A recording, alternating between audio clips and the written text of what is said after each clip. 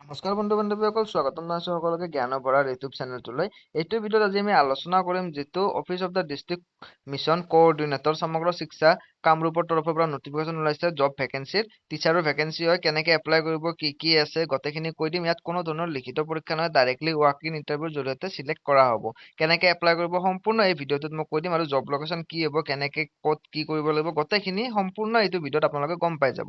বলক ভিডিঅ'টো আৰম্ভ কৰোঁ। আপোনালোকে দেখিব পাৰিছে, মই কৈছিলোঁ যে এইটো ৱাক ইন ইণ্টাৰভিউৰ জৰিয়তে চিলেক্ট কৰা হ'ব। তো ডেট অফ ইণ্টাৰভিউ আপোনালোকে স্ক্ৰীনত দেখিব পাৰিছে, 9 মাৰ্চ 2026 তাৰিখে দিনৰ 11 বজাত। ভেন্যু হৈছে office of the district elementary education officer cum district mission coordinator Samagra Shiksha 4th floor integrated DC office Amingaon Kamrup 781103। এইটো এড্ৰেছত আপোনালোকৰ যিটো ৱাক ইন ইণ্টাৰভিউ আছে সেইটো কণ্ডাক্ট হ'ব। নেম অফ দ্য স্কুল হৈছে NSC BAV, অৰ্থাৎ যিটো নেতাজী সুভাষ চন্দ্ৰ বোস ৰঙিয়াত আছে বইজ স্কুল, তাত আপোনালোকৰ জব লোকেশ্যন হ'ব।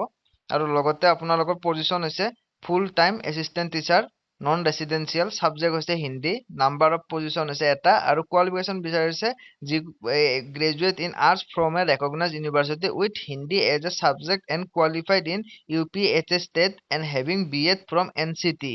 BEd হ'ব লাগিব।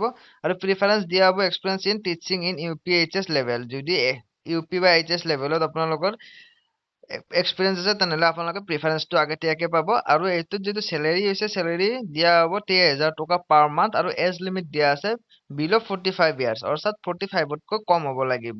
ঠিক আছে, আপোনালোকে বহুত সুন্দৰ পোষ্ট হয়, ডাইৰেক্ট ৱাক ইন ইণ্টাৰভিউৰ জৰিয়তে আপোনালোকে এইটোত এপ্লাই কৰিব পাৰিব। ইয়াৰ স্ক্ৰীনত দেখিব পাৰিছে ডেট অফ ইণ্টাৰভিউ 9 মাৰ্চ তাৰিখে দিনৰ 10 বজাত।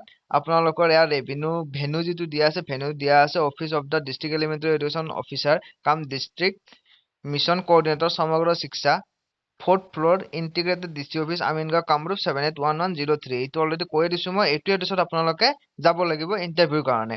এনেকে আছিলে, লগত কি কি ডকুমেণ্টছ নিব লাগিব গোটেইখিনি ইয়াতে দিয়া আছে। আপোনালোকে এডভাৰটাইজমেণ্টটো ভালদৰে চাই ল'ব। কিবা ডাউট থাকিলে কমেণ্ট বক্সত জনাব। বহুত সুন্দৰ ভেকেঞ্চি হয়, যদি এলিজিবল হয় নিশ্চয় আপোনালোকে এই ইণ্টাৰভিউটো ফেচ কৰিব পাৰিব। জব লোকেশ্যন ইয়াতে দিয়া আছে, আপোনালোকৰ গোটেইখিনি এই এডভাৰটাইজমেণ্টটোত দিয়া আছে, মই কৈয়ে দিছোঁ। তথাপিও যদি কিবা ডাউট থাকে আপোনালোকে কমেণ্ট বক্সত জনাই দিব। এইখিনি আছিল ভিডিঅ'টো, ধন্যবাদ।